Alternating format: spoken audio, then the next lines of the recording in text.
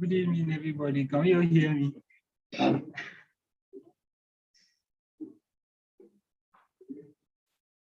Good evening, everybody. Can you all hear me, please? Good evening, Hussein. Good evening, Ms. Juliana. Good evening, Uzuamaka, Nanchang, Rosemary, and Rebecca. I hope we all have it. Yeah, good evening. I hope you guys prayed for me when you went to church. Okay, so I'll be moderating the session today for the third week of Health Tech and Law, JIIPCC Mentorship and Internship Program. So our topic for today is e-health, legal issues in emerging healthcare tech. And our mentor for today, is Mr. Ebenezer Ekwatu. So he'll be joining us shortly. Okay, I think he's trying to join the meeting. So I welcome you all to today's session, and I hope we all learn something after the session today. So quickly, I'll be reading what JIIPCC is all about. We know the drill. Then I'll read the announcements. Then we'll move to the group's presentation. And please, group 1 and group 2 should kindly start preparing. Can you all hear me? Yes. Yes, sir. So group 1 and group 2 should be preparing while I'm reading the announcements for today. Okay. JIIPCC Mentorship and Internship Program is a quarterly program for students and young professionals across Africa. Mentees are afforded the opportunity to access valuable training, network mentorship, internship, discussion forums, industry updates, resource materials from experienced mentors. The program seeks to encourage continuous training, development, and evolution in Nigeria, Africa, and around the world. Some of the objectives of the program is to provide easy access, guidance, training, and resource materials to students and professionals in Africa, to facilitate dialogue and network among experienced and less experienced practitioners and stakeholders, to transform mentees into mentors and leaders for the next generation, and to facilitate further mentorship, internship, scholarship, and job placements for the mentees.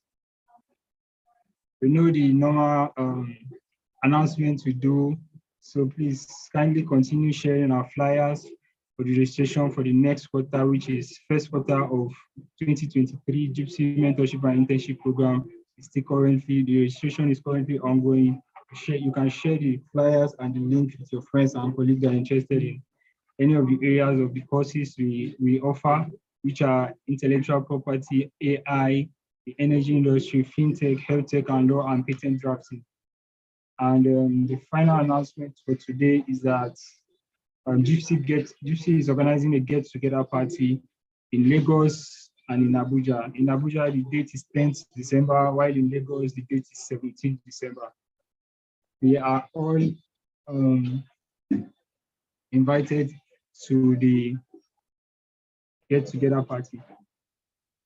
I'll be reading our mentor profile for today shortly. Mr. Ebenezer Ekwatu is a legal practitioner, consultant, creative writer, entrepreneur, and a passionate patents rights and safety advocate. He is the principal partner, law firm, multidisciplinary consult, a law firm that provides innovative and cutting-edge legal solutions located in FCT, Abuja, Nigeria. He's also a medical law expert and an executive director of Lawyers Arise for the People Initiative, LAPI, a patents right and safety advocate NGO with its office in FCT Abuja. Ebenezer is an associate member of Medical Law Professional Association of Nigeria, a trained medical care assessor by International Medical Law Center, St. Kitts, North America, and currently serves as the legal team lead for Make Our Hospital Work campaign, a citizen-led community-based advocacy to improve the quality of healthcare service in hospitals and primary healthcare facilities across Nigeria. As a patents right and safety advocate, Ebenezer has featured as guest discussant on different radios and television stations where he sensitizes Nigerians on their rights as patients. Sorry.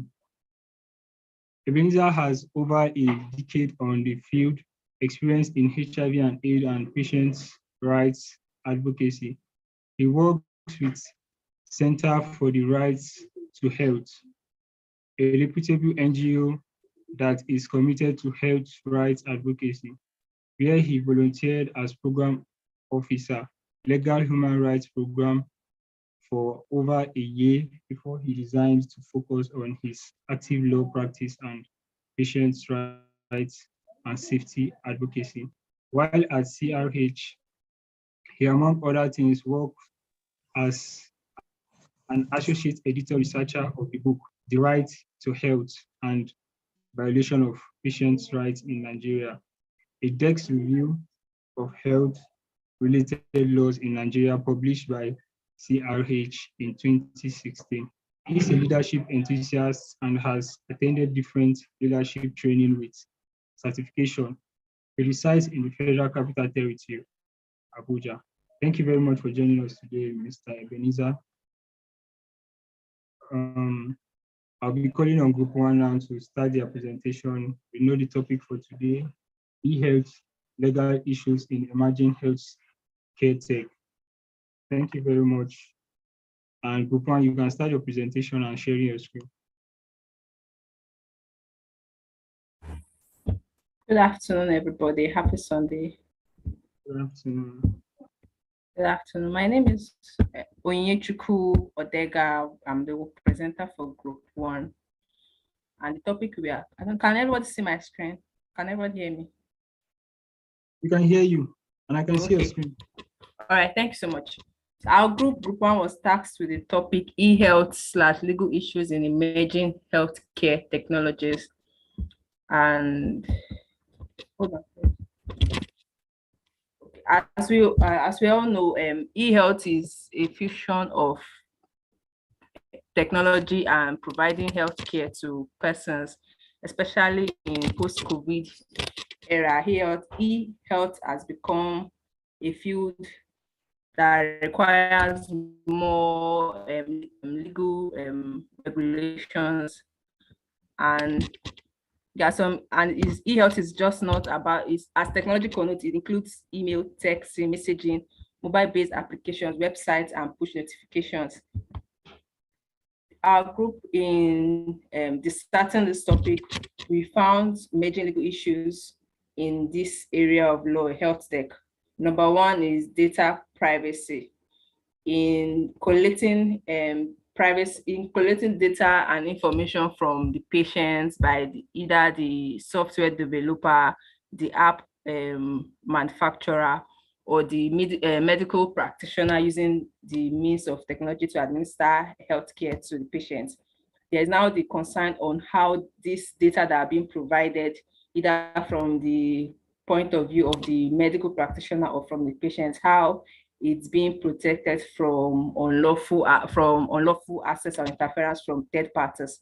So there is that to be considered as a legal issue. Who is responsible for the protection of these data that are being provided?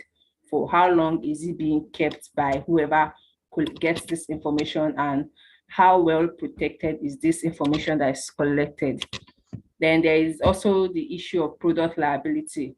How is the product liability the type of law in which the law holds the producer responsible, in which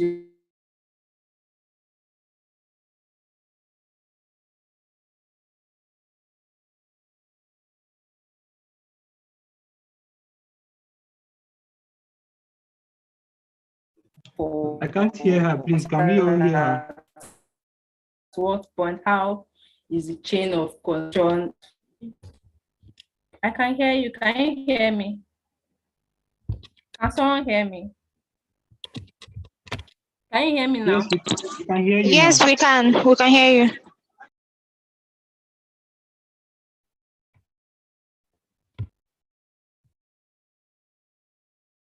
Okay, fine.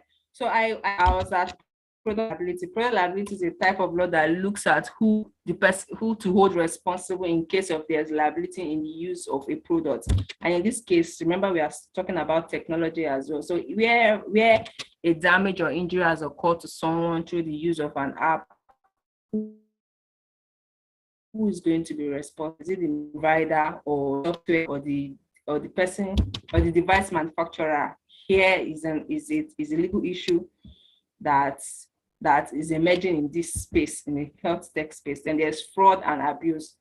As always, since technology is kind of like a new emergence in law, there is bound to be fraud and abuse. People posing to be who they are not in order to deceive unsuspecting patients or persons who need healthcare. How can this be stopped? What are the safeguards in place to forestall fraud, either from fraudulent persons or either from the medical practitioners that are not honest in their dealings with these patients? And then also this issue of cybersecurity. As anything tech related, there are always persons who are always launching attacks on these people to gain information that could be used for monetary purposes in the future. So how is cybersecurity being put in place to forestall cyber attacks on this health tech facilities that are being created? So that's a legal issue. And there's also, under the cybersecurity, there's also the issue of ensuring that these medical practitioners, the hospitals that are making use of this technology, they are also compliant with the cybersecurity regulatories that are in place. Is wanting to create a health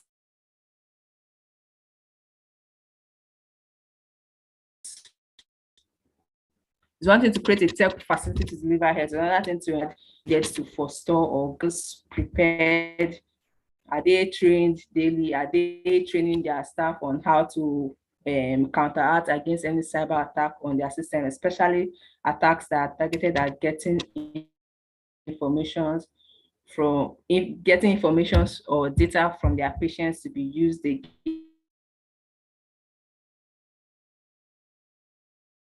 against these patients later on? That we mentioned, and now it's us to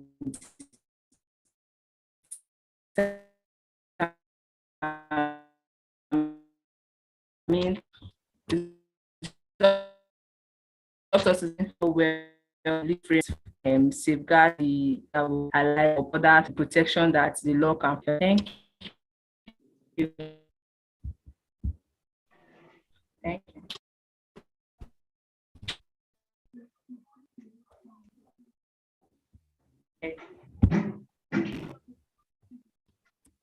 Okay, thank you very much, Amaka, for that wonderful presentation. It was brief and detailed.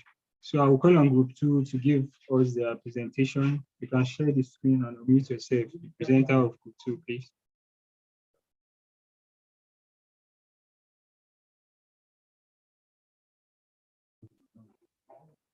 Presenter for Group 2 or backup presenter. If the backup presenter is available, please, you can start presenting on behalf of your group.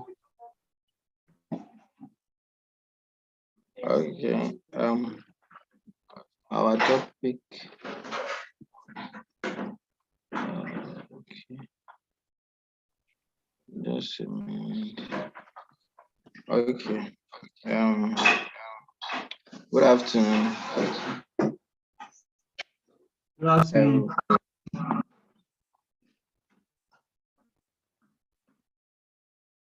Okay, let me share the screen.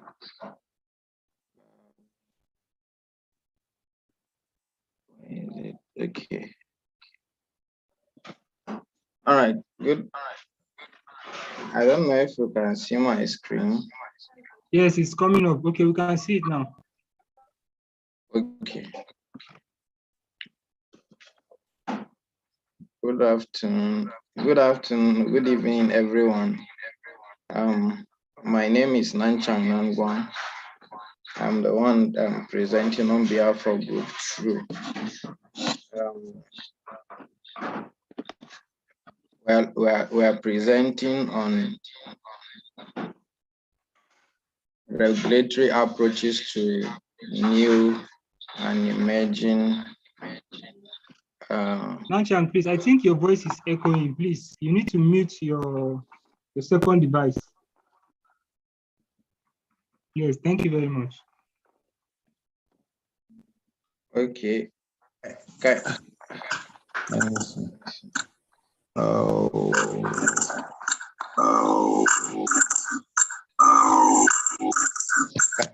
Is it okay now? Is it okay now? No, it's not okay.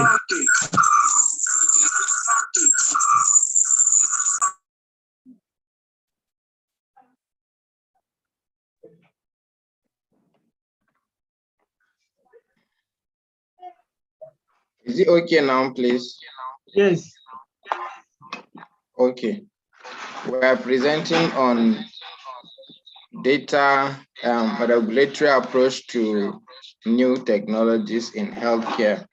And some of the major concepts we are going to be highlighting, and then looking at the regulatory approach is telemedicine, cyber medicine, medical privacy, and assisted robotics. We will concentrate on telemedicine to some extent. And we know that technology is another way or means of making some of the things we do manually to become easier or faster. So the technology is developing so fast and is affecting every area and aspect of human endeavor. And medicine is not left behind. So that's why the concept of telemedicine, cyber medicine, medical privacy, assisted robotics, and all of those things are coming up now. So by way of a little explanation, telemedicine has to do with a situation where someone who is ill is given an opportunity to be evaluated and diagnosed and then treated using telecommunication and telecommunication technologies. And this is something that happens not in a situation where the patient will be in the same room or in the same place with maybe the medical consultant. Now, cyber medicine has to do with using the internet to render medical services. And in this case, it has to do with consultation and prescription of drugs. Medical privacy comes up as a result of the use of these services in treating patients. When people from far and near, you can connect with someone, for example, in the US, and then you have your medical consultation. They can give you a prescription, they can examine and diagnose you from afar. The process of passing across some of this information that you need brings up the issue of privacy, just like there is a provision in the Constitution that talks about the privacy of citizens in Nigeria. So also it is something of concern that everyone who is maybe a patient or those who are providing these health services must ensure that there is privacy and the information of the patients are not just exposed to anyone, especially those who will want to acquire them for illegal purposes or without consent. We have innovative technology. This has to do with the some of the new development, some of the new things that are coming up to assist people who are either ill or due to their age could not perform certain things. This technology comes to make them meet up with certain responsibilities. The example of some of these things are the digital contract tracing, multi-skilled artificial intelligence, and the rest of them. And we have assisted robotics. This has to do with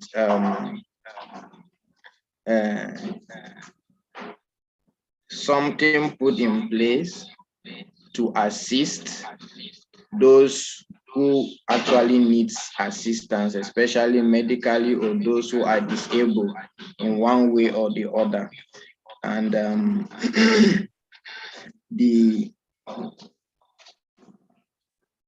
when these things are put in place, it's actually assist those involved or those who need those services to be able to perform better. Then we have smart sensors. This smart sensor has to do with is a device which is programmed upon the imputation of some information. It will be able to give possibly desired results, or either prescription or direction as to what needs to be done on a patient for the moment.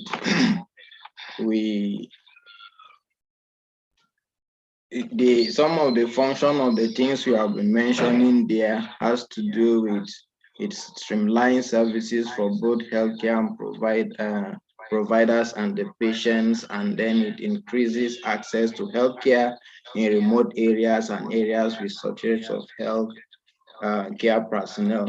For example, during the COVID-19 pandemic, when every place was locked down, there are a lot of people, a lot of issues came up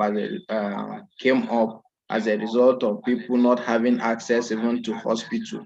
They don't even have means of mobility or transporting themselves. Everything was just shut down. So in that instance, now you can actually make use of these technologies in medicine, especially the issue of telemedicine. That's when it became so rampant and relevant during that period.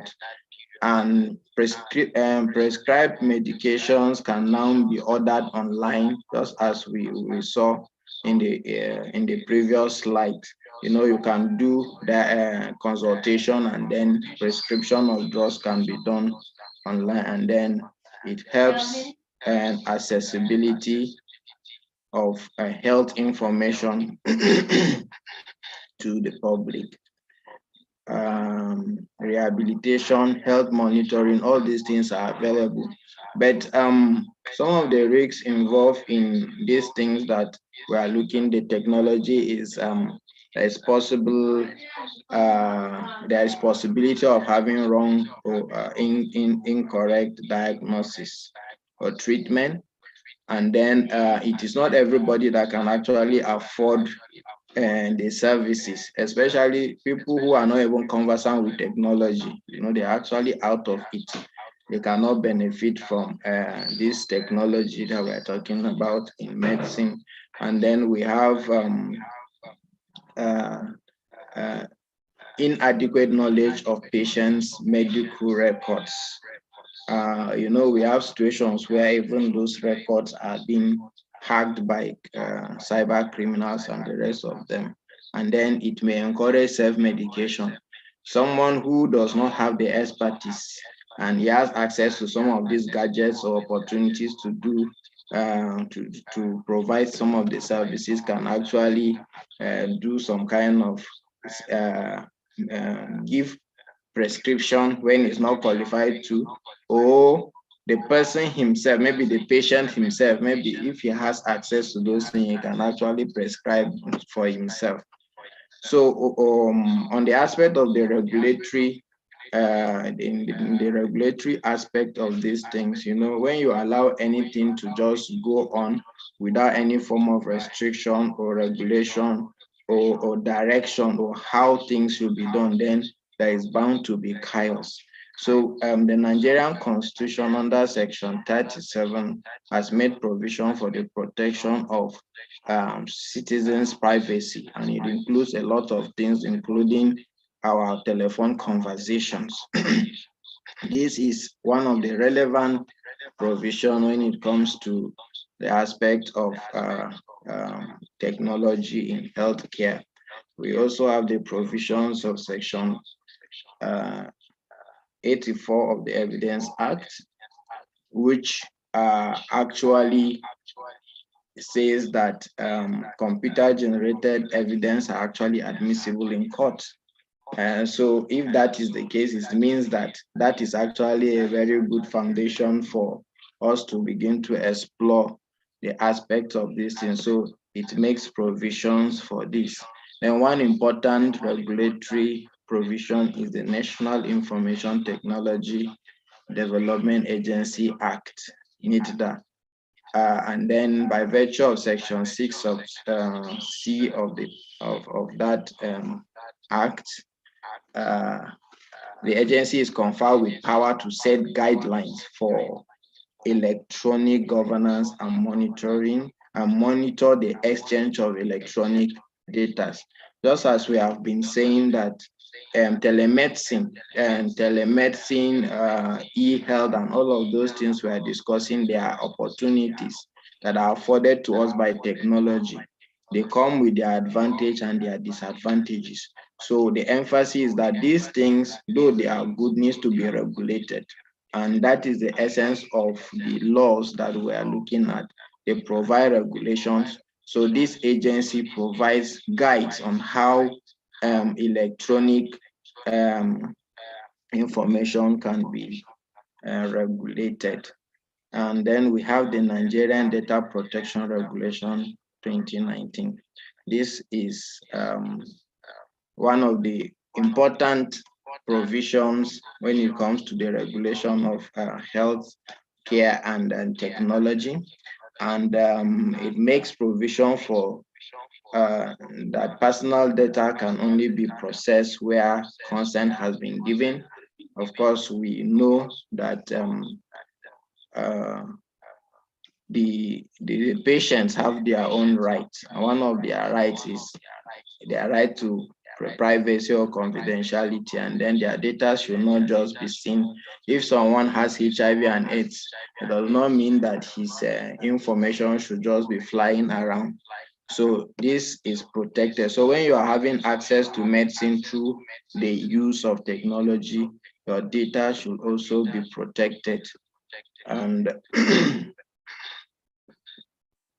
in conclusion, we are saying that advanced technologies with quality network services enable individuals to improve healthcare delivery and to make it available to more and more people. However, these new technologies are accompanied with certain risks, which can bring negative impact on the patients if care is not taken. So in order to avoid this risk and misapplication of the new technology in the health sector should have some regulations. It should be monitored, it should be guided, and then people should not just go about doing it the way they feel like. Thank you very much for listening. Thank you very much, Nanchang, for the wonderful presentation and for giving us the regulatory approach to e-health and legal issues emerging in health tech. So I'll be calling on our mentor for today. And before he starts, I want to say a very big thank you to him for always taking time to come here on JIIPCC platform to mentor us, give us industry updates, and make us aware of what is going on in the health space. Thank you very much, sir. Thank you. Thank you. Good evening, everyone, and happy Sunday. Please, Good can you evening. hear me? Yes, sir. Good Okay, evening, sir. awesome. I want to congratulate all of you and specifically celebrate the two groups for the depth of their research. Although the presentations from the face value looks very short or brief, but the research is deep. So what you have entered by the two groups is just a summary of what the topics they dealt with are. Their research is in-depth, I must say that. So a round of applause for yourselves, a round of applause for yourselves. Let's start with the first group, or the second one, the last group that talked about regulatory approaches. Before I go into that, let me just read out the two questions we're sent in for this. One question for the first question say, how effective could the future of telemedicine be in Nigeria? And how do we go about inducing the standard procedures or laws of such technology? How effective could the future be? The future of telemedicine is very bright. It's going to be very, very effective because Nigeria is growing. Nigeria is moving with the globe in terms of technology and technological advancements, although at a slower pace than the rest of the world.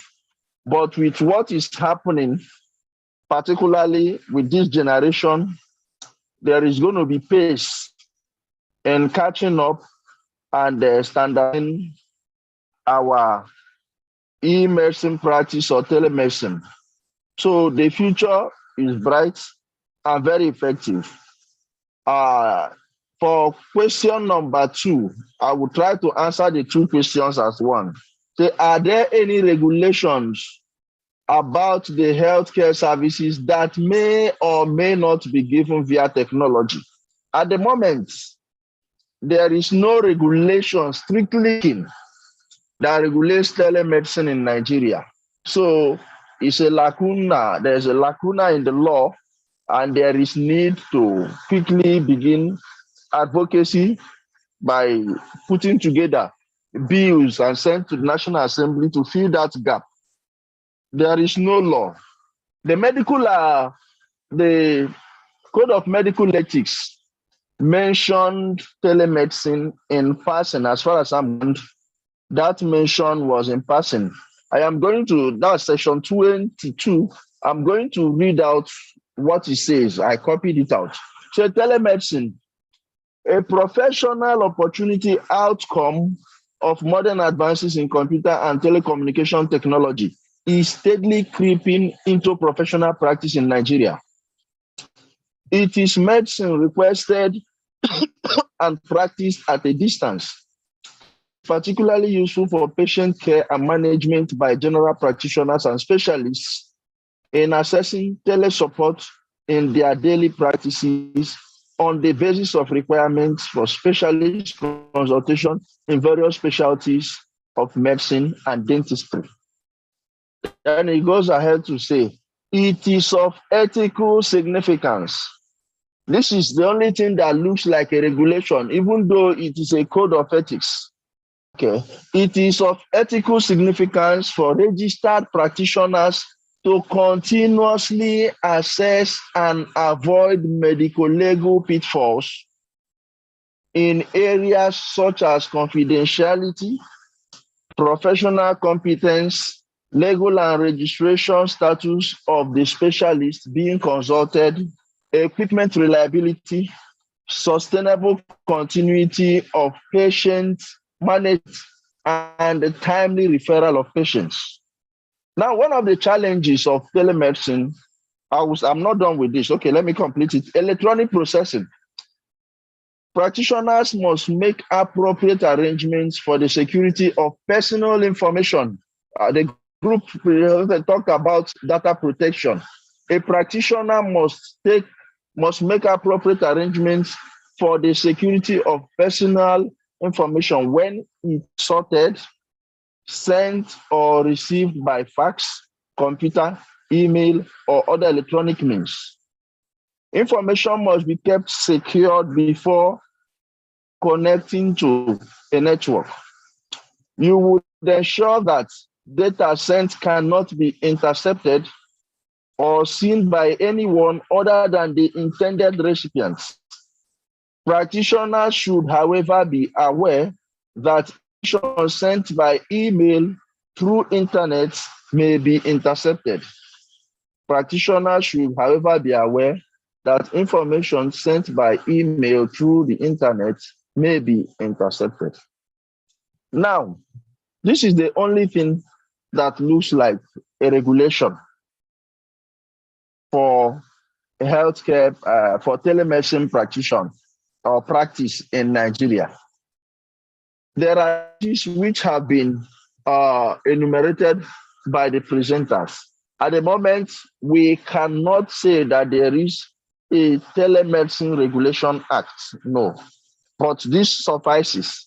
Now, the framers of this code of medical ethics have already highlighted these challenges that we are discussing today. Issue of data protection, issue of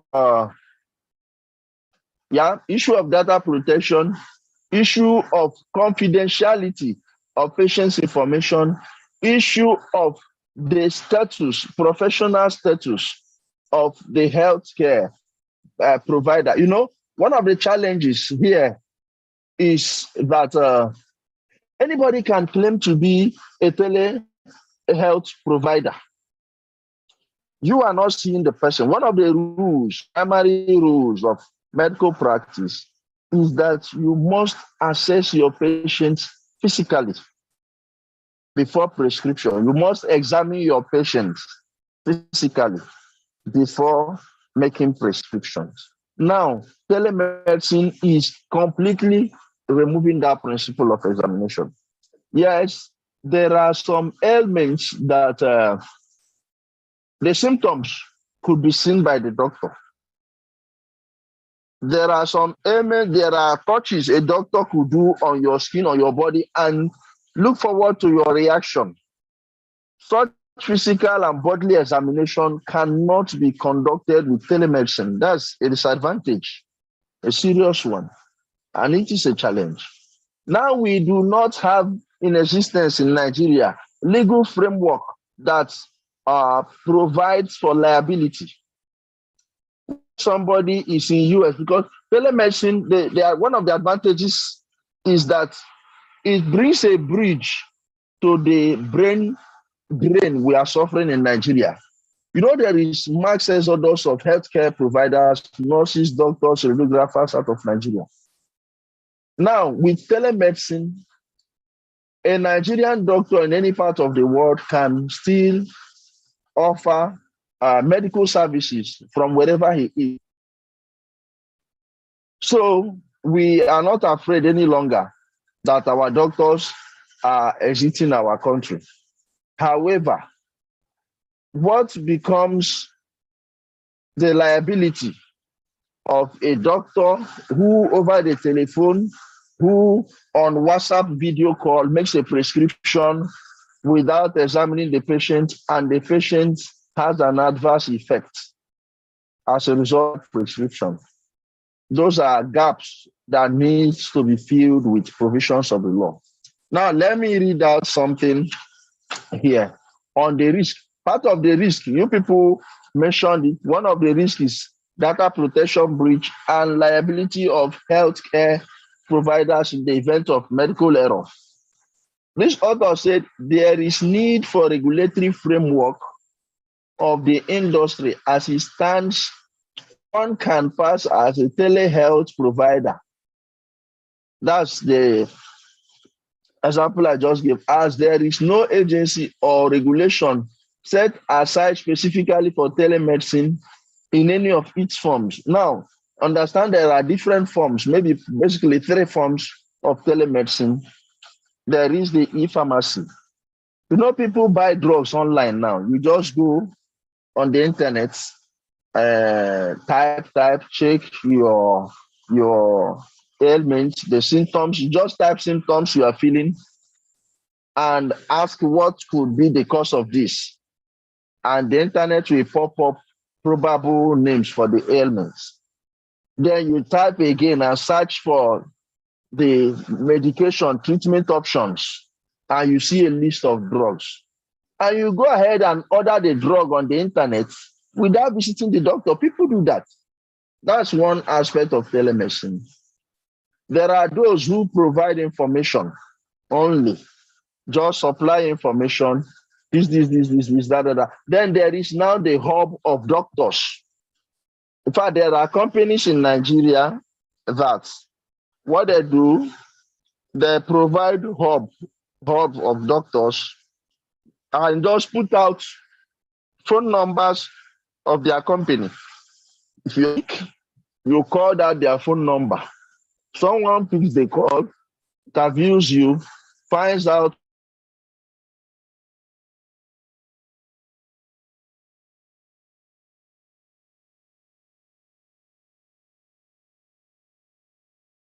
what the ailment is, and then to you, ask you further questions without you seeing the person. It is already happening in Nigeria.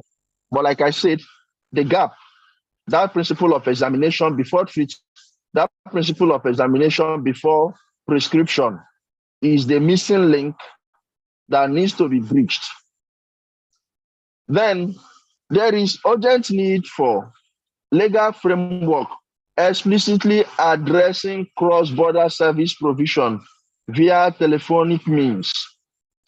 A framework in addressing clinical liability and indemnity of telehealth providers, a legal system for practitioners credentialing. How do you, there's need to have standardization. There is need to maybe have professional exam taking. Maybe if you now want to be a medicine practitioner, you may need to go and take a course in data management and data protection. You might go and take a course in cyber security, because these are prospective risk areas. You might have to go and take a data management, cyber security generally. So you might even need to take a course in a few areas of law, information technology law, so that with your knowledge of medicine, you now know your rights, you now know your responsibility, and also know probability in the event of error. So there is need to develop a body of knowledge around telemedicine, which will comprise data protection, information technology, and cyber security, along with medical practice. There is need to develop a body of knowledge around this area. Then certification. For you to qualify as a telemed practitioner, you need to be certified. There is need to get a regulatory body in charge of that, so that anybody doesn't just wake up. We are talking about quacks, where we have hospitals that people work in. People who are not doctors have been caught working in government, well-established hospitals, posing as doctors. People who are not doctors have established their own clinics and treating patients. And a lot of them have been caught doing that. So if people can impersonate where there is physical contact, how much more where it is only telephone, you don't see me, I don't see you. So there is need for the government to establish a regulatory agency that will look into certification of telemedicine practitioners, that will look into regulation, that will also establish a complaint center. If there is error, if there is medical mishap, if there is mistake, where does the victim of telemedicine complain? So these are areas that the law needs to look into and fill the gap. Fill the gap. So that is that. Then on your questions regarding the assignment, on your answers regarding the assignment I gave some time ago, that should be last week's meeting concerning the post made by Sister Chidoka. I have read through your submissions and answers. A lot of you got it right. A lot of you got it right. However, I would say that there was no delayed diagnosis because no diagnosis was carried out at all. Someone sent in said delayed diagnosis or lack of treatment. Lack of treatment is better. There was no delayed diagnosis. You did a delayed diagnosis is where the diagnosis was carried out later than when it ought to have been carried out. But in this instant case, there was no diagnosis at all. The man went to the medical lab. They didn't take his sample. They didn't do anything. They told him to come back tomorrow. Now, that is a clear violation of Section 20 of the National Health Act. Section 20 of the National Health Act provides that no hospital in Nigeria, whether private or public hospital, should deny a patient treatment in an emergency situation. The underlying word is emergency situation. And there's penalty for that. Where a hospital denies a patient treatment in emergency situation, if the hospital is found liable, the healthcare provider who did that will pay a fine of 100,000 naira, and the hospital too can pay a fine of 100,000 naira. Then the healthcare provider runs the risk of going to jail, serving a jail term of not more than 6 months. Now you see what is facing this hospital. If the family of the deceased decides to take it up, this could be the fate of the laboratory scientists that declined running a test on the patient. Now, what are emergency situations? Generally, there are 4. There could be other ones, but the 4 basic emergencies: heart attack, cardiac arrest. This man came, he had a heart-related issue. It's an emergency situation. Gun wound. It's an emergency situation. Snake bite, either snake or scorpion sting, bites, generally animal bites, dog bites. It's an emergency situation. Snake bite is emergency situation. Bites, it's emergency situation. Then you have pregnancy, delivery. It's emergency situation. Then accident. Those are 5 major areas of emergency. Others could be by broad categorizing. Others could come. Then the doctor will look at it and say, wow, this is emergency. Somebody with high fever, of course. You know, the problem we have here in our thinking is we believe that emergency, the person must come in stretcher. If the person is not carried to the hospital, it is not emergency. So they felt this man walked into the hospital because he's still standing and walking and talking. It is not emergency. And that is very wrong. The presumption that if whatever is wrong with you is really serious, by now you should be lying down. In fact, by now you shouldn't be talking. That is a very wrong assumption. So this man's case of cardiac arrest or cardiac, we may not call it cardiac arrest, but it's cardiac issue, cardiac related issue, heart related, chest, heart related issue. It's emergency. Delivery, women is emergency. Accident victim is emergency. Gun wound victim is emergency. Bites, snake bites, dog bites, scorpion sting. These are obvious emergencies. There could now be issues of maybe epilepsy, convulsion. There could not be issue of high fever and all that. But the obvious ones, if someone walks in and says, I am having a pain in my chest, a sharp pain here, the fact that he walked in does not reduce the emergency nature of the ailment. The case at hand is a classical example. The man walked into the hospital, walked back home, died the following day. So the family can actually sue and get compensation. The family can actually sue the hospital with the team of healthcare providers that attended to him. One person might end up in jail if the property is done. Then you now talk about the way and manner the hospital handled the dead body of the man. The wife is being, that was most unprofessional. You came to the car, you pronounced the man dead. Then no arrangement, you now say, Madam, take him to the mortuary. Well, they feel that they are not obligated because the man maybe is not a card-carrying staff of the card-carrying patients in their hospital. They feel, okay, he doesn't have a card number, he doesn't have this, he doesn't have that. That's wrong. That was most unprofessional. So those are ethical issues raised in that story.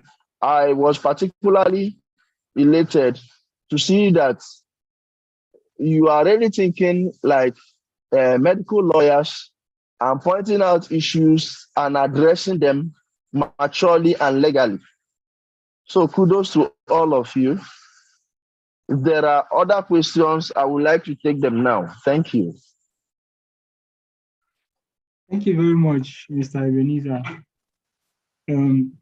If not for the sake of time, we would love to keep hearing from you, keep listening to your examples and real life situations on all these topics on legal issues and marketing. So we'll be taking the pictures. So anybody that we advise everybody to put your videos on. So we'll take the pictures. Then immediately after the pictures, we'll take the live picture. Thank you very much.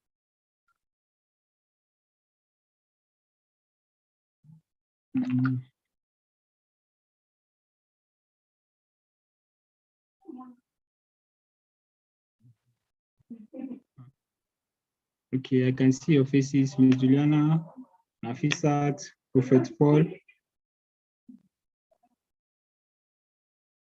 Sampa Sisi. You can put your videos on. Thank you very much.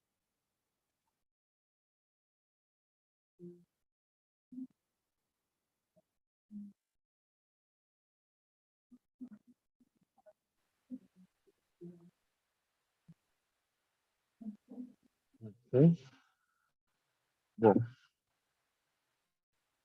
Okay.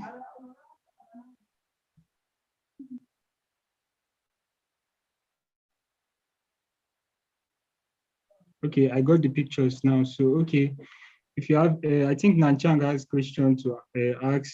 I can see your hand raised, so you can ask your question now. And any other person that has any question, you can raise your hand and I'll call you to ask your question. Well, thank you very much, Mr. Ebenezer, Ms. Juliana, and our able moderator. Thank you for the time and the session. My question is in respect to the question Mr. Ebenezer just answered. Assuming the family of the deceased will want to take an action, and you said you can press charges or take up action against the hospital and the team of doctors or the medical personnel involved. How do you actually get access to them? Do you think that the hospital will actually provide the list of names of who were on How do you go Okay, about that? when we teach or discuss evidence gathering in medical negligence case, part of your responsibility as a patient is to know the names of the healthcare providers who attend to you or who attended to you. Part of your responsibility is to know the shift. It is under your right to information that when you visit a hospital, part of the protocol is that the healthcare provider should introduce himself to you. My name is XYZ. Then he tells you his specialty. I am a consultant cardiologist. What that does for you is that it reassures you, the patient, that you are not dealing with a quack, that you are dealing with a professional. You know, there is this notion that any wearing white lab coat within the hospital environment is a medical doctor. Now, even in the discipline of medicine, there are different areas of practice. There is a gynecologist who deals with pregnant women and their issues. There is maybe the pediatrician that deals with children. There is the nephrologist. There is the cardiologist that deals with heart and others and others. So where you now have a pediatrician attending to heart-related matters, it's an error. Sorry, excuse me. Let me turn my charger on. Okay. So where you have a pediatrician attending to heart issues, that's an error. The pediatrician doctor. So what the introduction does for you, it reassures you that you are dealing with a qualified professional. That's one. Then most hospitals, the doctors, they have their name tags on them. If he doesn't have, you can politely ask, please, sir, may I know your name? The doctor should volunteer the information. It is actually your right. Where he refuses to volunteer the information, you can actually refuse to go on interacting with him. Even though in this climb, they will tell you, well, you are not serious. Well, if you really have a serious medical issue, you won't bother yourself about knowing the name of the doctor treating you. No, because it is in cases like this where you want to sue, you can now say, Dr. S attended to me. He was on morning shift on the day the incident happened. Then the can now go to their log and check, okay, this doctor was on duty at so time. That's how it is done. Evidence gathering in medical treatment is a different thing altogether. The patient ordinarily is supposed to have a journal. While the treatment is ongoing, the patient is documenting. If the patient that can write, the patient is documenting the treatment. Okay, today this happened, this happened, this happened, this happened. The patient can do that. If the patient cannot, or so unconscious that he cannot, or incapacitated to do that, the person helping the patient should actually do that.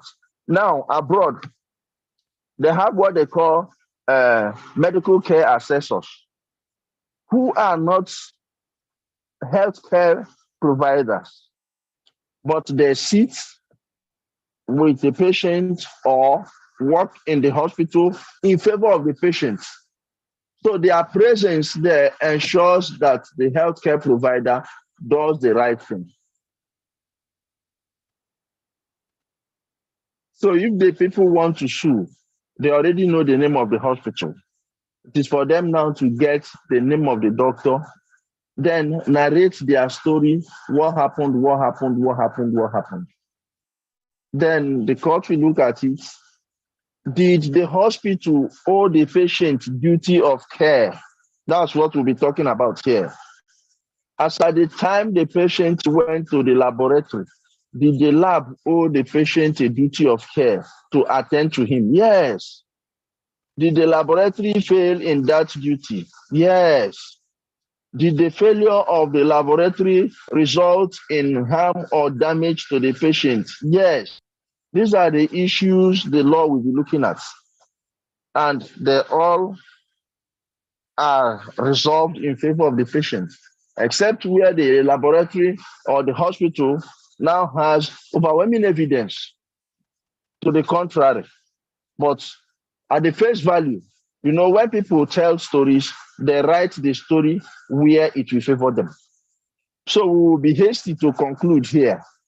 We have not had the side hospital. But mind you, that the provision of Section 20 of National Health Act said no patient should be denied treatment in emergency situation. So assuming the hospital has said this man should pay XYZ amount before commencement of treatment, the hospital is still liable. Although treatment in emergency situation is equal to free medication, nothing stops the hospital from commencing treatment to arrest the situation. Thereafter, the demand for their money. Thank you very much.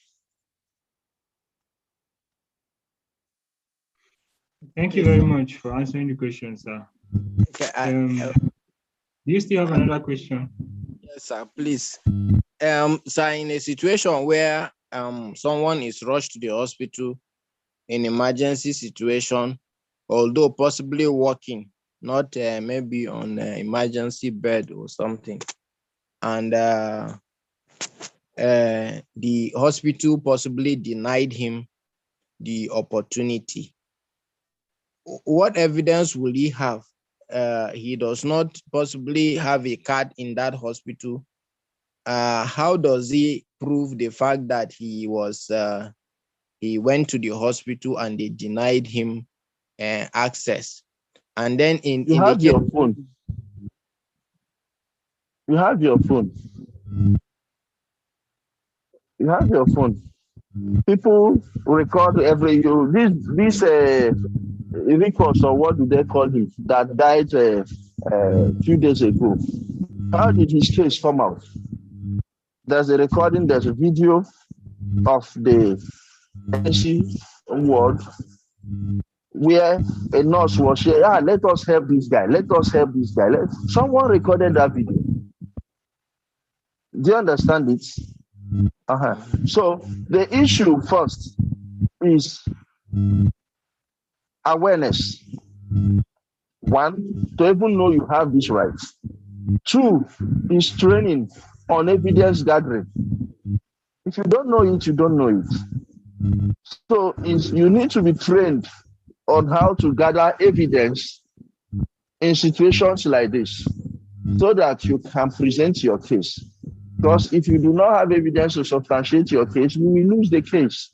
And people will go about saying the doctor, the hospital, the court didn't do justice, medical and dental council didn't do anything. No, your case was not proven. That's the situation.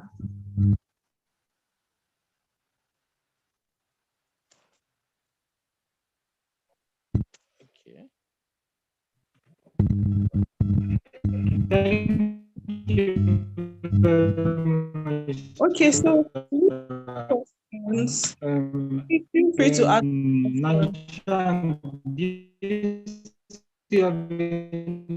There is a hallback.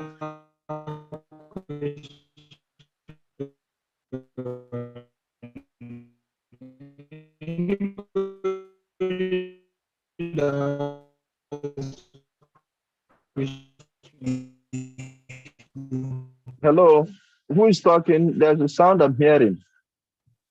I think That is Hussein not is having network issues. Yes, network. Okay. Hussein is having network issues. Please, if you have a question, this is your time to ask your question. It's important that you leave this session without any question on your mind. So you have a mentor here that's willing to answer. So if you have a question, please feel free to raise your hand up and ask your question, or you can unmute yourself. Or are we saying that we all understand? Okay, I'm seeing. Please, you can unmute yourself and ask your question. Thank you. Let me ask, please. Sorry, sorry. Go ahead. Let Christina ask, since you've already asked the first question. When she's done, then you ask your question, please. Thank you, sir. So you can go ahead. I didn't hear that. Hello, Christina, can you hear me?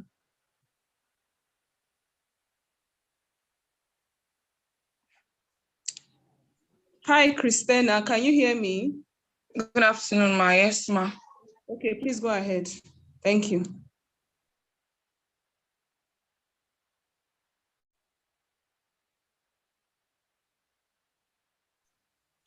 Yes, I just want to, hello, can we hear? Yes. Okay, so I want to ask that I want to ask for some recommendations of maybe articles that we can read up on for better understanding. Like you've given us the National Health Act, and if there are Yes. other articles you can suggest for us Okay, to the National read Health up on. Act is a law. The National Health Act is a law. Okay. There is a compulsory, the National Health, just Google it, National Health Act 2014. Is there, it's a law. There is the Compulsory Treatment and Care of Gun Wound Victims Act 2017. It's a law that guarantees and protects the rights of gun wound victims. Okay, sir. Yes, so you can look it up. There is the Patients' Bill of Rights 2018. It highlights at least about 11, 12 rights of the patients. There is also the minimum standard care for respect for the fundamental human rights of COVID-19 patients in Nigeria. It's a regulation by National Human Rights Commission. You look at it, it deals with the rights of COVID-19 patients. There is the HIV AIDS Anti-Discrimination Act 2014 that deals with the rights of persons living with HIV/AIDS. So there are different laws that talk about patients' rights generally. So your research will be guided by the field of medical law practice is vast. So what we need to do first is to decide for yourself which area are you looking for knowledge in. Don't just read. Let your knowledge be guided. Okay, do you want to deal with ethics and practice? That is one area. Do you want to deal with policy advocacy? That is another area. I don't know if you get me. Do you want to deal with issue of negligence? Negligence alone is a sea of its own. When you begin to talk about damages, when you begin to talk about remoteness, when you begin to talk about causation, it's a field of its own. So what are you looking for? Not just, okay, broad knowledge. It's good to have knowledge. But why are you seeking this knowledge? First, is it just for the purpose of having knowledge, or I want to build a career here, or I just want to know my basic rights, which is not bad. I want to know my basic rights. Pick up the Patients' Bill of Rights. Read just a leaflet. Okay, I think I have one here.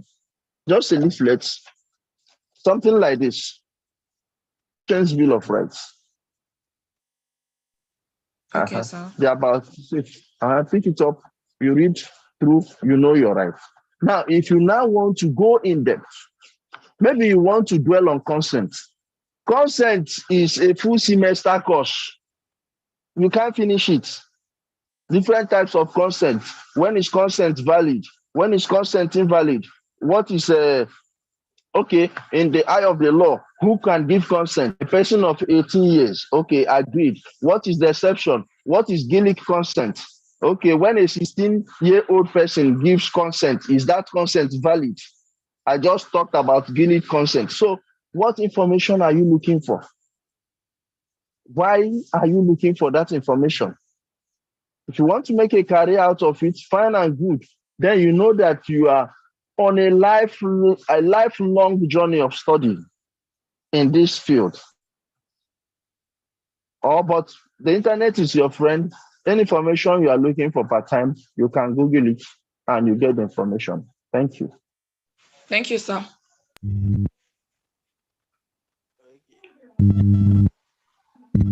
Okay. Thank you very much, Christina. Thank you, sir, also for the response. Okay. So let's take the next question. Okay, sir. My question is Nanchang, are you speaking? Okay. I have experience in some hospital. When you go, you pay for consultation. They will now send your card, your file online to the department that will attend to you, and then you get there. If you see the doctor, he just uses what it was sent to him online, and then you just write some things and send it either direct you to the lab or to anywhere. Then after you are done, they'll send the information to the pharmacy or something, and then you are just kept in the dark. And then even when you maybe when you go for scan or something. Sorry, please. I lost you. I lost you at the moment you said that to the lab. I lost you there. Could you please repeat what you said? I said one will be directed to the lab online. Yes. Yes. Online. Yes. They will now send the results online to the doctor. You say go back to the doctor. Go to the doctor. Okay, you just write prescription online and say you should go to the pharmacy. And then even when you ask, okay, please, what is actually the situation? What is the problem? You say, just go to the pharmacy. Just go there. They know what to do. They know what to give you. So in those kind of situations, how do you actually address? Okay, let me understand your question. You visited the hospital. Yes. The doctor attended to you. Yes. Did the doctor ask you questions to know your ailments and or the symptoms you are presenting? Yes. Okay. After asking you that question, the doctor now refers you to the laboratory for a test online. Yes. Okay. When you say online, you see the doctor says go to XYZ laboratory, but he sends the test they are going to run on you to them directly without giving it to you, right? Yes. When you get there, after running the test on you, the lab sends the result back to the doctor online without giving you the result, right? Yes. And sometimes when you the situation, they just I want to understand your question first. Let's follow.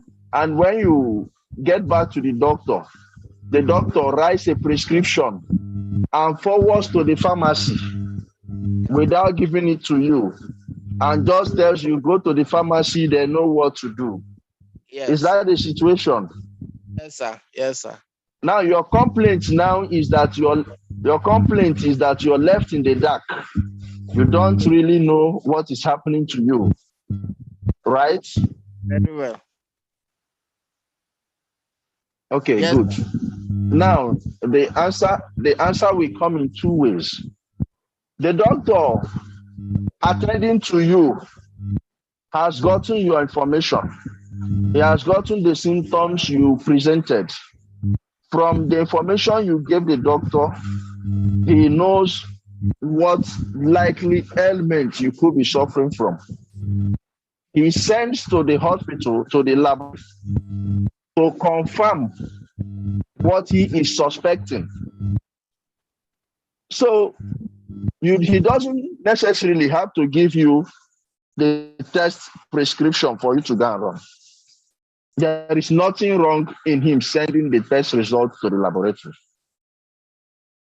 But everything is wrong in the laboratory not giving you your test results. The result is you can't have a copy. There is also nothing wrong in the laboratory sending it back to the doctor. Where everything will go wrong is maybe you want the test result for personal keep and you requested for it and the laboratory says, no, we will not give you. That's where there's a problem. They just want to, some organizations now are going papers. Do you understand me? Everything is done online. Everything is done digitally. When you finish, you send a mail, you forward. It's the same test, it's the same results. But they don't want to have papers around. If you now say you want your result, they can print the result and give to you. If you say, I want a copy of my prescription, they can print it and give to you on demand.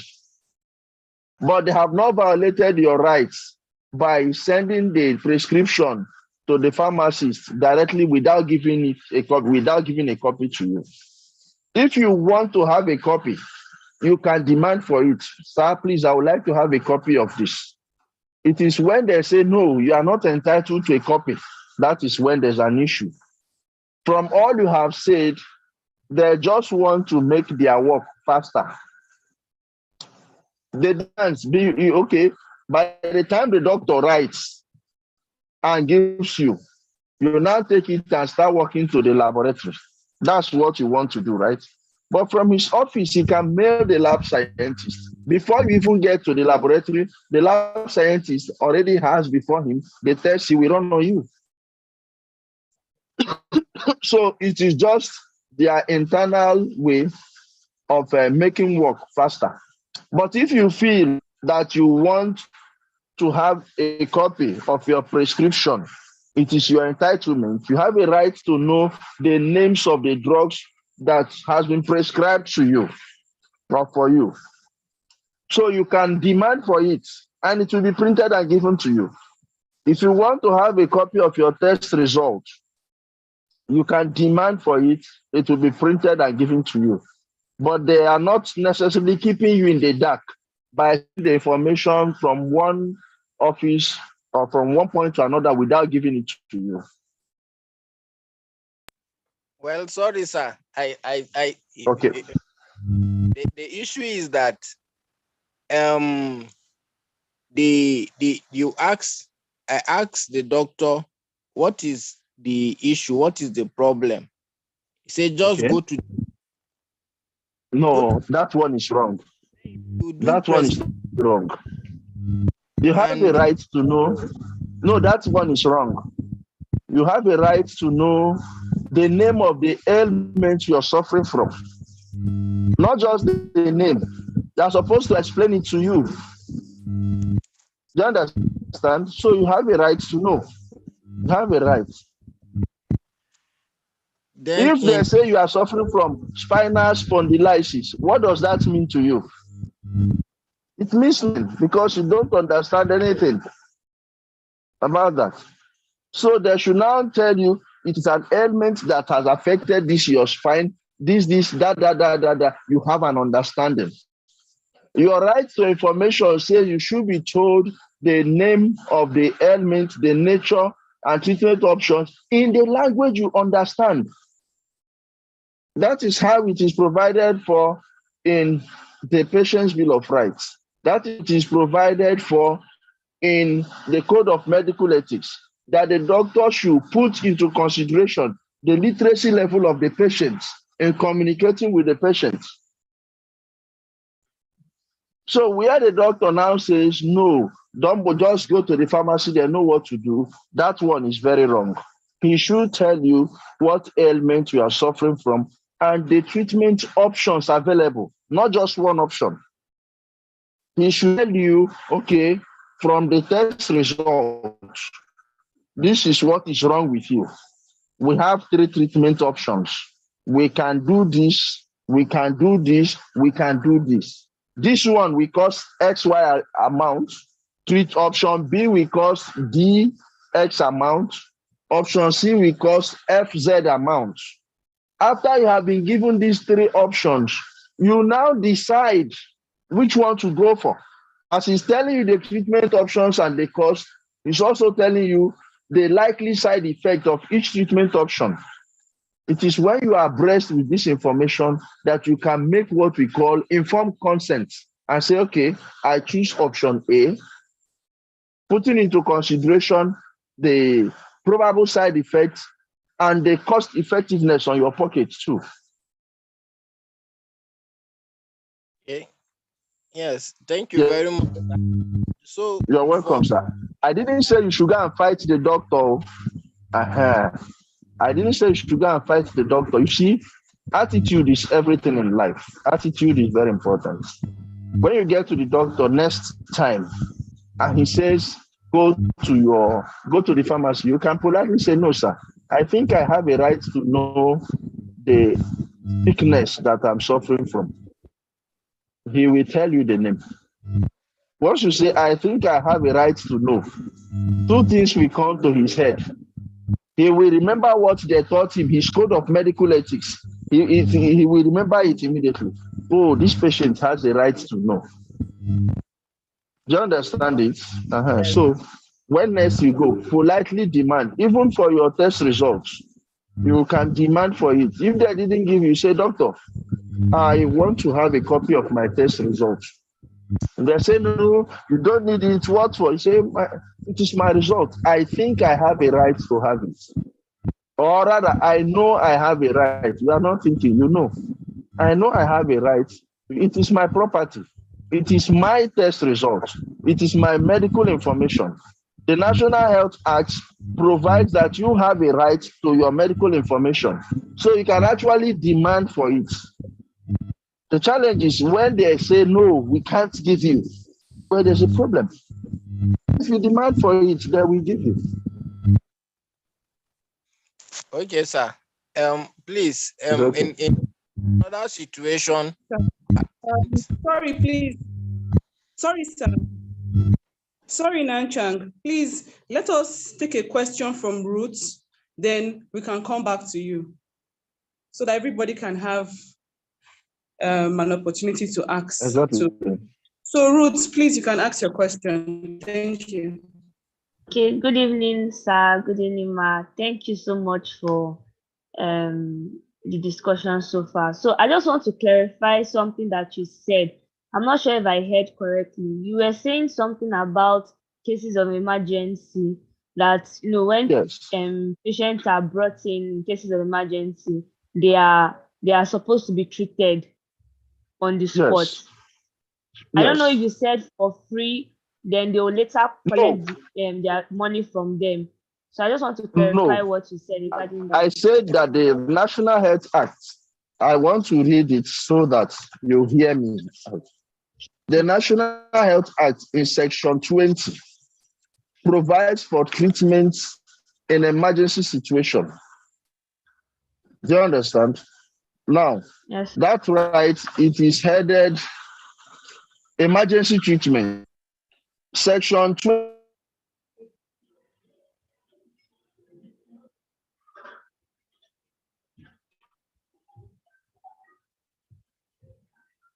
20A, section 21. Section 20, a healthcare provider, a health worker, or health establishment shall not refuse a person emergency treatment for any reason. A healthcare provider, health worker, or health establishment shall not refuse a person emergency medical treatment for any reason. Section 2, subsection 2 says, a person who contravenes this section commits an offense and is liable on conviction to a fine of 100,000 or to imprisonment for a period not exceeding 6 months or to both. Did you hear that? Yes, sir. So it says that a patient who is brought in for emergency treatment should not be refused treatment for any reason. What are the reasons people have? There is no bed space. Those are reasons that hospitals give. 1. 2, you need to go and pay deposits. You need to go and pay deposits before you start treatment. 3, you need to go and get card before you start treatment. 4, we are on strike. Though there is no doctor on duty, the law says you should not be refused treatment in emergency situation for any reason. So whatever reason the hospital comes up with is not obtainable. It's not tenable. I don't know if you get me. Now, the law did not say you should be given free treatments. We must balance this. Part of the complaints we receive from hospitals is that when they treat patients, patients will say, okay, after all, this is government hospital, I am not going to pay. Hospitals are run and maintained with money. Standard healthcare service is very, very expensive anywhere in the world. It takes money to run the hospital. Doctors are paid salaries, nurses are paid salaries, the hospital equipment are bought with money. The hospital support staff, cleaners, record keepers, accountants, all of them are paid with money. Where do you think that money is going to come from? It's from the patients. So the point the law is trying to make is that you should not value money over human life, not that patients should not pay. Now, let me read the provision of compulsory treatment and care of gun wound victims. In fact, that one is even funny. Section 2 says gun wound victims should be treated with or without initial deposit of money. Now, these are laws in Nigeria. I'm not making them up. That's why I'm reading it from, so that you hear it. I'm not paraphrasing. Section 1, compulsory treatment and care for victims of Gunshot Act 2017. Section 1 says, as from the commencement of this act, every hospital in Nigeria, whether public or private, shall accept or receive for immediate and adequate treatment with or without police report any person with gunshot wound. Before now, when you go to hospital with gunshot wound, they will tell the person to go and get police reports before they treat. But this law has removed that requirement.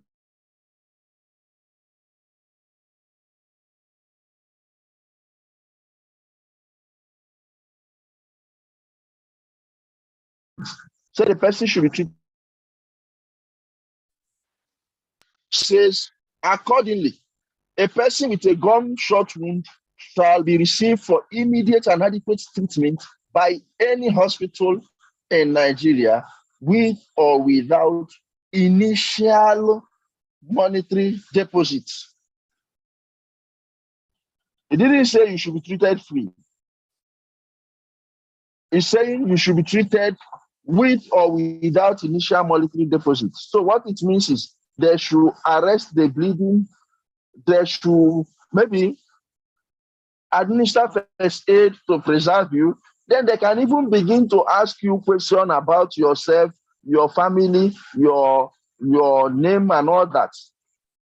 And not the other way around where they will insist, go and bring. A woman died in 2016, December, 1st January 2016. She went to hospital and the hospital said she must deposit 500,000 naira.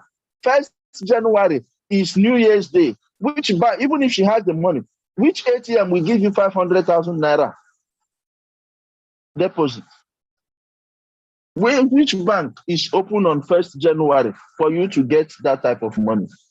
Who carries money about like that? You just carry 500,000 and be walking about. You are going to hospital, you just say, let me hold money. They might need money. Then you carry 500,000. Who does that? So what the law is trying to do here is to make hospital healthcare providers to put the life and safety of the patient first before money. That's just, they didn't say you should not pay after treatment. Please pay. Thank you. Thank you, sir. Okay, now Chang, you can ask your question now. Thank you very much, sir, for that response. Okay, sir. Thank you. My question is, as it relates to the previous one, if you go for a scan, for example, and then after the scan, you are asking the person in charge, okay, what is the issue? The person says no, that you should go back to the doctor. Okay, what about a copy of this scan, for example, and the person will tell you that you should, that they cannot release it, you have to go back to the doctor. And when you go to the doctor in the hospital, they have a lot of people to attend to. They are just doing sharp. Okay, let me ask you a question. What do you want to do with a copy of the scan results? So first is for documentation. Second, okay, you go somewhere. Of course, if you go somewhere and something happens, at least you have a record to show that I was treated for so, and then it will give a guide as to what you see. It's not just your scan results. Your entire hospital record is your right. It's not just the test results. If you need treatment elsewhere, you can call for your file, your record. The hospital will give you a certified full copy of your medical record, and you take it to the place. And you understand? It's not okay, I run this Kanoya lab scientist give me. The laboratory scientist has no right to give you your scan results. No. When you write, it's the doctor that referred you to the lab. So any information, the person you are dealing with is the doctor. Any information you need, you tell the doctor, doctor, I want a copy of my result. Okay, really? Okay, this is how you go about it. Okay, write an application. Okay, do this. They'll give it to you. Do you understand? Even if you want the whole case file that was used in treating you, it is your own. It's your information that is there. So if you want it, the hospital will give you. Doctor, I need a copy of my case file. They will do everything and they will give it to you. So it's not that if you have a need in a particular hospital, no. It's the hospital that will give you. Even if you are referred, they will write a referral note and also attach what they have done so far and give the person. That's the standard procedure. No hospital will refuse giving you your medical record if you demand for it. No hospital. So it's not an issue.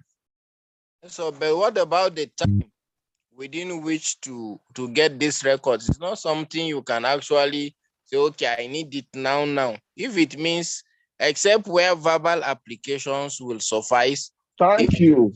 What you are talking about is record. You are not buying paper. You understand? You must also give it to the hospital. You are not the only person they are attending to, and you are not at their beck and they are not at your beck and call.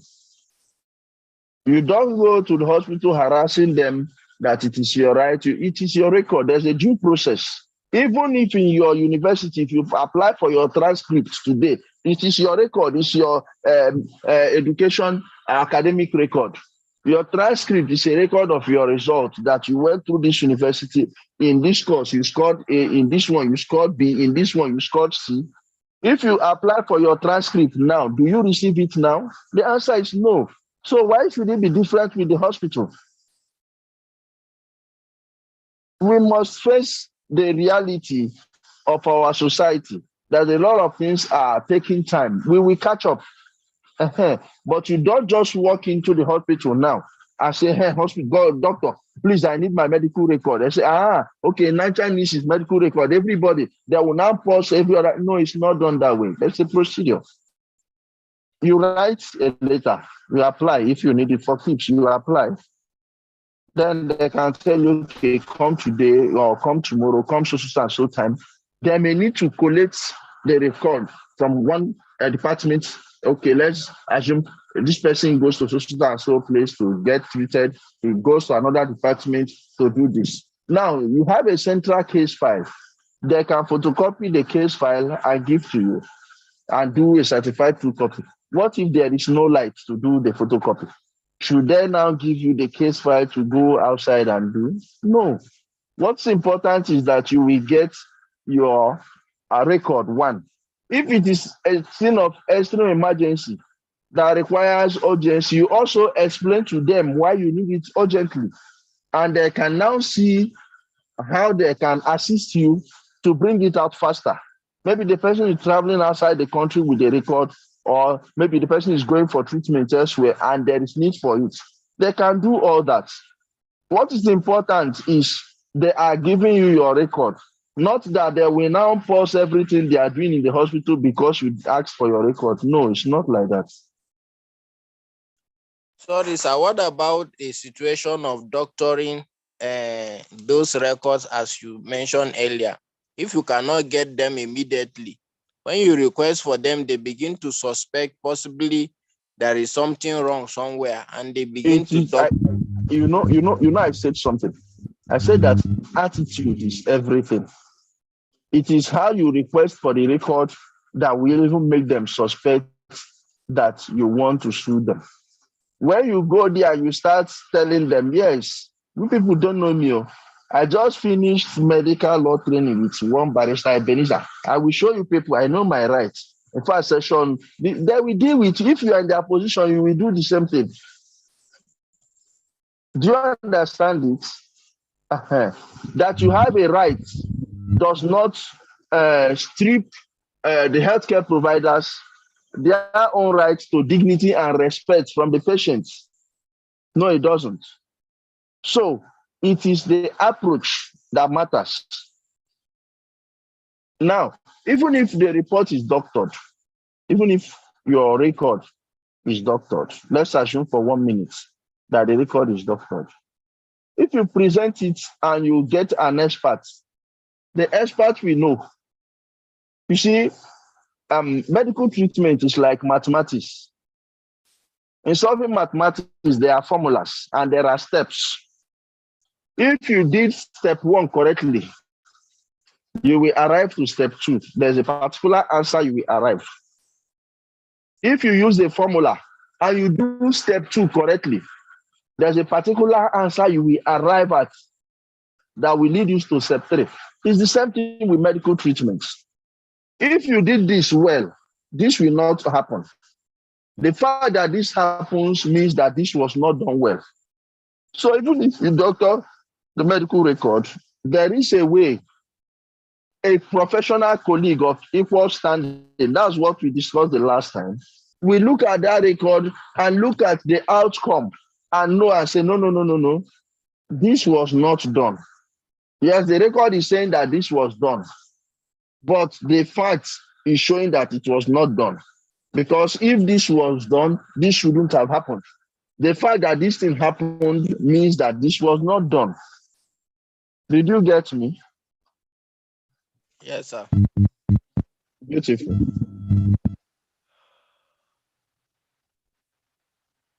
Thank you very much, sir. You're welcome. Thank you very much, sir.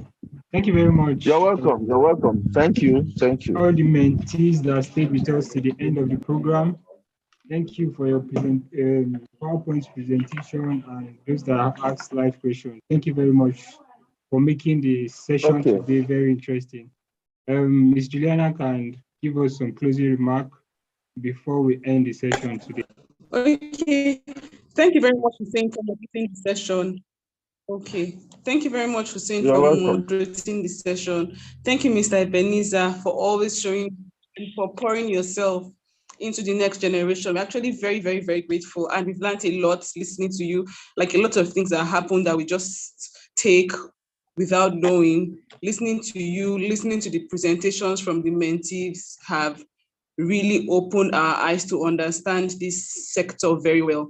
To the mentees, thank you so much for cooperating with yourselves, for researching, for presenting. You guys are doing an amazing work. And Mr. Ebenezer has also said that he would like to throw open a volunteering position to the person who worked on one of the presentations. So I'm sure he would speak about that. Two. Okay. Yes. So please. Two of the presentations. Yes. Yeah. The person who worked on the presentation on.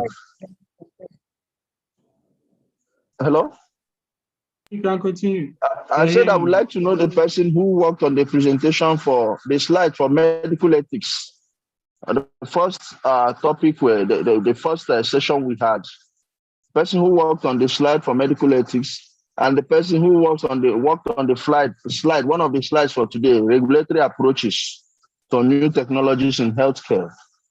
I would like to know those two people, and if they are willing to volunteer their skills to us. I like the creativity they brought into the slide. That's all. We have our slides, but I would like them, if they are willing to volunteer their skills.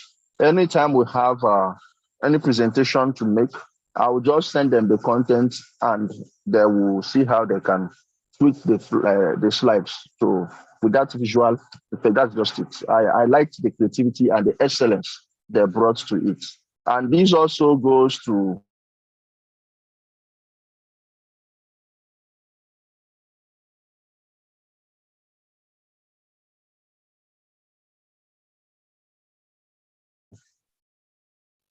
how do I put it now? This also goes as an encouragement to every other person that whatever opportunity down on anything you're doing, anything you have to know, what doors it will open for you. I have my own slides here. Now, I have my own slides here, but I've seen this, I felt, oh, these are lovely. Okay, we can treat this. This person can be handling this for me. The person doesn't know how far it is going to go. So the point I'm making is, whatsoever your hand finds doing, that's what Ecclesiastes says. Do it with all your might. Go out and be as excellent as possible. If your responsibility is just to sweep corridor, don't look at it that, oh, it's just corridor, they are punishing me to sweep corridor. No. Sweep it such that from sweeping corridor, you can build a cleaning service company. So you, it is sweeping corridor, but it's multi-million business that you can build a company out of it. Thank you very much. So if they are willing, let them reach out and let me know where they are. Then we can see how. If there are other people, someone reached out to me also sometime last week or 2 weeks ago from this group, and reminded me that I talked about volunteering, remote volunteering and all that, and he expressed his interest. And I said I was going to talk about it here on the group so that everybody will hear. For now, there are two ways you can volunteer, particularly if you are not in the city of Abuja. One is research. If there are things we want to look into, we can give you the task of researching that. We should be able to provide you data to do that research and get us what we are looking for in that area. That is one. Two is skills. Maybe I just requested for these skills now. That is one. Maybe social media management skills. You can design your you can design websites, if you can manage our social media handles, those are also areas of volunteering remotely. Then, if you are within the city and we have an event, you can come and be part of it, see what you can do. And in the course of doing that, you are gaining knowledge, one. Two, you are gaining exposure. Three, you are building capacity. If you are coming with the mind, okay, let me go and make money, money will come.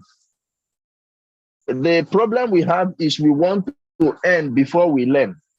but it should be learned before you earn.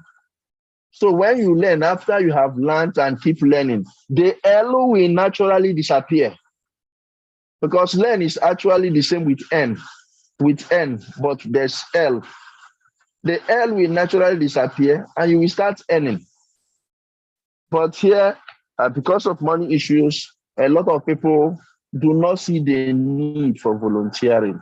There are persons who have found themselves in the international space today through NGO work that they started volunteering as students. Nobody was paying. But while you are volunteering, an opportunity comes up and they say, okay, hi, this person that is volunteering, we will engage you. They start paying the person. The person didn't apply for work. Suddenly they start paying the person. So beyond my organization, anywhere you see volunteering opportunity, please do it. Please do it. You are building your capacity. Some of you are students now. A lot of you are still in school. You don't have CV yet. By the time you are graduating and you are to draft your CV, those volunteering is the experience that employers of labor are looking for. Okay, Daddy, you mean you can volunteer? That means you worked without money. So you are not money driven. That doesn't mean they won't pay you. No. But it's an opportunity for you to grow and learn. You have already put yourself in the corridors of employability. So anybody who is willing should let us know. Then we'll see how to work out the modalities. Thank you. Thank you very much, Mr. Ebenezer, for speaking on the power of volunteering. So I can also confirm that with JIIPCC also, we've had people that have volunteered to moderate sessions, and they have reached out to us to write letters to foreign universities, which we have done, and they have gotten admission. Awesome. And they have traveled out. Good. And they are schooling now. Good. We have someone in Oxford, we have someone in Canada, and they're already there because we wrote those letters for them.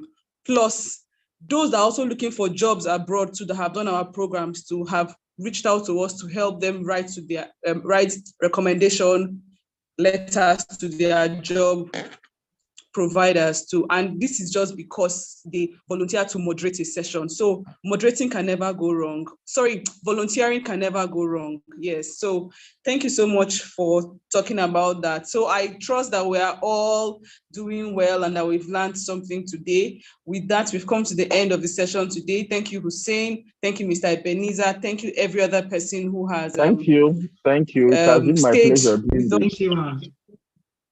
Thank you. Yes. So our topic for next week is healthcare transactions and contracts, and your topics will be sent to your groups so that you can start working on it. Thank you all. Bye. Thank you. Bye-bye.